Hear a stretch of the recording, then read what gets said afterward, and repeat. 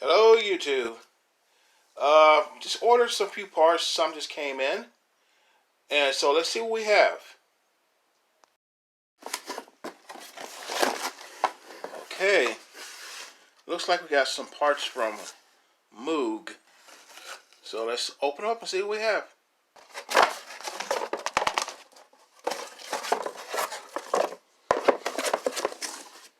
Okay, we have a coil spring isolator. This one is for the front of the car. I got two of these.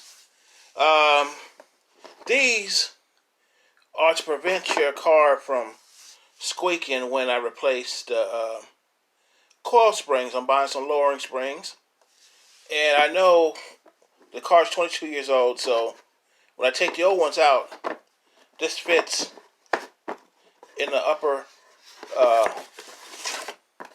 control arm, and the spring fits in it like this. And these usually are dry rotted, and I know for a fact once we take off the old ones, it's gonna fall apart.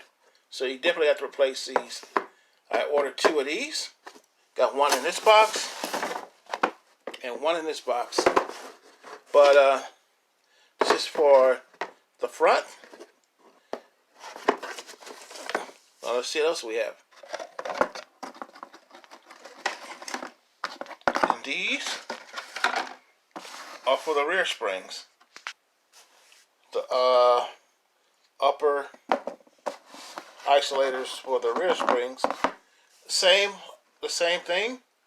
The spring sits up in a recessed area in the upper part of the frame, and the springs go in there.